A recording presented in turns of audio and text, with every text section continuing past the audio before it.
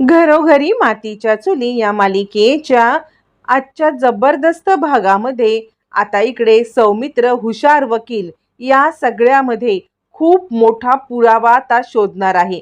कारण ज्या वेळेला सौमित्राला हे सगळं समजलेलं असतं, त्याने शहाणे वकिलांना ताबडतोब फोन करून सांगितलेलं असतं की शहाणे वकील, ज्या काही तुम्हाला नानांचे मृत्यूपत्र सापडलेलं किंवा नानांचं मृत्यूपत्र आहे त्याची मला एक कॉपी तुम्ही पाठवून द्यायची आहे. आता शहाणे गडबडतात. ते कॉपी पाठवण्यासाठी टाळाटाळ करायला लागते. त्यामुळे आता इकडे सौमित्राला संशय येतो. सौमित्र खूप हुशार वकील असतो आणि तो या सगळे केसचे स्टडी करतो आणि तो विचार करतो की सगळ्यात महत्त्वाचं म्हणजे मी नानांचा मुलगा आहे. नाना कधीही हे असं करणार नाहीत याची मला खात्री आहे. पण मग शहाणे वकिलांचा यात काय फायदा असेल? नाही, नाही. मला शहाणे वकिलांना मागे लागायलाच पाहिजे. आणि मग आता मात्र चैतन्य, आपले सासरे दामले वकील हे खूप मोठे लॉयर असतात. त्यांची आता पूर्णपणे ओळख वापरून इकडे आता शहाण्यांवरती दबाव आणतो. शहाण्यांवरती दबाव आणून तो काहीही करून मला ते कागद द्या, नाहीतर कोर्टात मी तुम्ही एका वकिलाला कोऑपरेट करत नाही आहात किंवा एका ज्या वडिलांचं मृत्यूपत्र आहे त्या मुलाला त्याच्यापासून वंचित ठेवताय अशी केस टाकेन, असं म्हटल्यावर शहाणेंना सगळे रूल माहिती असतात. हे जर का मी केलं नाही तर हे तर दामले वकिलांचा हा खूप मोठा म्हणजे दामले वकिलांचा एकुलता एक वारस आहे. हा दामले वकील म्हणजे वकिली जगतातले सगळ्यात मोठं प्रस्थ आणि त्यांच्या जावयासोबत पंगा घ्यायचा आणि त्यातच नानासाहेबांच्या मुलासोबत खोटं बोलायचं, हे सुद्धा शहाणे वकिलांना पटत नसतं. आणि मग शहाणे वकील निमूटपणे ते जे मृत्यूपत्र खोटं असतं त्याची कॉपी सौमित्रला पाठवतो. आता सौमित्र ती कॉपी बघतो. ती कॉपी बघितल्यावरती सौमित्राला कळायला उशीर लागत नाही की हे मृत्यूपत्र पूर्णपणे खोटं आहे. आता हे खोटं मृत्यूपत्र सांगून शहाण्यांना काय मिळणार आहे? कारण शहाण्यांना ना ह्याच्यात एक दमडा मिळणार आहे किंवा शहाण्यांचं ना कुठे नाव आहे. बाबा शहाण्यांनी आपल्या नावावरती एखादं काही करून घेतलंय तर ठीक आहे, शहाणे आपल्याला अडकवतात आणि आपल्याला फसवतात असं म्हणता येईल. पण शहाण्यांनी काहीच केलेलं नाहीये. मग मात्र आता इकडे तो सगळा स्टडी केल्यावरती दामले वकिलांचा सल्ला घेऊन मग सौमित्र आपल्या भावांना फोन लावतो. आणि आता इकडे सारंग आणि इकडे ऋषिकेश दोघांशीही तो कॉन्फरन्समध्ये बोलून घेतो आणि तो सांगतो, दादा मी सध्या मुंबईला खूप मोठ्या केसमध्ये अडकलोय. या केसमध्ये अडकल्यामुळे मला तिकडे यायला जरी लेट होत असला तरी सुद्धा मला तुम्हाला सगळ्यांना एक गोष्ट सांगायची आहे की या सगळ्यामध्ये हे जे मृत्यूपत्र बनवलेलं आहे ते मृत्यूपत्र खोटं आहे. यावरती आता इकडे ऋषिकेश म्हणतो, अरे तेच सांगायचा मी प्रयत्न करतोय. कारण सगळ्यात महत्त्वाची गोष्ट म्हणजे तू मला सांग, नाना या सगळ्यामध्ये तुझ्या नावावरती का बरं करतील हे सगळं जमीन? तुला जमिनीची अजिबात आवड नाहीये आणि का बरं सारंगच्या नावावरती कंपनी करतील, ज्या सारंगला कंपनीची आवड नाहीये? आणि सगळ्यात महत्त्वाचं म्हणजे मला समजत नाहीये की ऐश्वर्याच्या नावावरती पैसा अडका करून बाकी दोन सुनांना काहीच देत नाहीयेत. म्हणजे मला काही मिळालं नाही याचं खरंच काही नाहीये, पण मला हे पटतच नाहीये. सौमित्र म्हणतो, दादा तुझी ही शंका बरोबर आहे. सारंग तुला काय वाटतं? आता बायकोचा बैल झालेला सारंग काय बोलणार?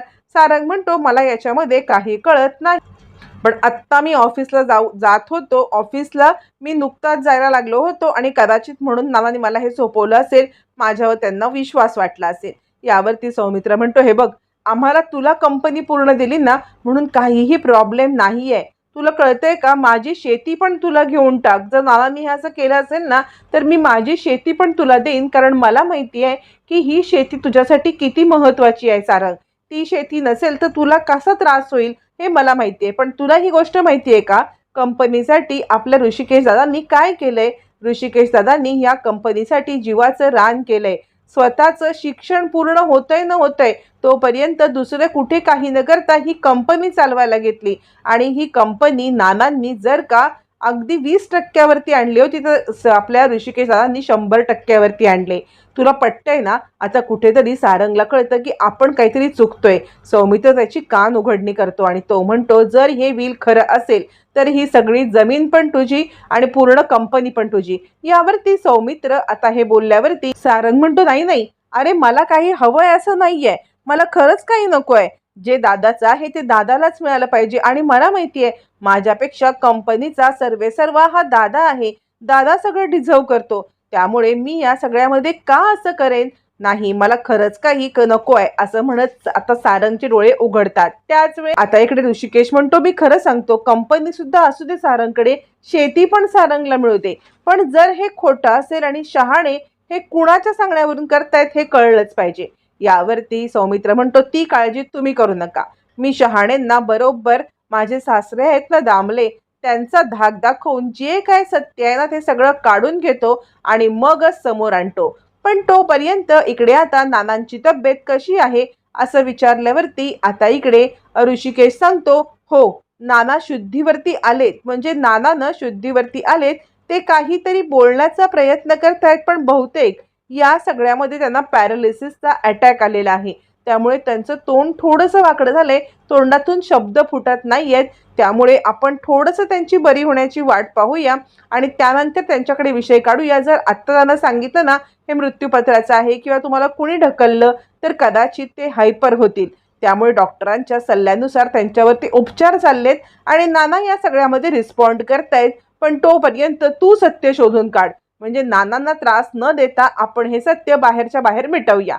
मग सौमित्र विचार कर आणि तो शहाणेंना कॉल करतो. शहाणेंना कॉल केल्यावरती तो शहाणेंना म्हणतो, तुम्हाला काय वाटतं या सगळ्यामध्ये मला समजणार नाही का की हे मृत्यूपत्र खोटं आहे? आता मी तुम्हाला कोर्टात खेचेन आणि तुम्हाला माहिती आहे दामले वकिलांचं म्हणजेच माझ्या सासऱ्यांचं कोर्टामध्ये खूप मोठं प्रस्थ आहे, त्यांना कोणतीही डेट मिळू शकते आणि कोणत्याही जजला ते सांगू शकतात की तुम्ही आम्हाला फसवताय, तुमची सनद पण रद्द होईल ना, आणि ही काही मी धमकी देत नाहीये, या ज्या लीगल गोष्टी आहेत ना त्याच मी तुम्हाला सांगण्याचा प्रयत्न करतोय. जर तुम्हाला या गोष्टी समजत असतील किंवा या गोष्टी समजून घ्यायच्या असतील तर मला तुम्हाला भेटायचं आहे असं म्हटल्यावर दामले थोडेसे आता मात्र शहाणे थोडेसे गडबडतात. इकडे तोपर्यंत सारंग आता सौमित्राला सांगायला लागतो, आई अगं सांगू का, सौमित्र दादाचा फोन आला होता आणि तो म्हणतोय हे मृत्यूपत्र खोटं आहे, कारण त्याने वकिलीचा अभ्यास केल्यामुळे त्याला कळतंय की या सगळ्यामध्ये हे शहाणे वकिलांनी खोटं मृत्यूपत्र बनवलंय.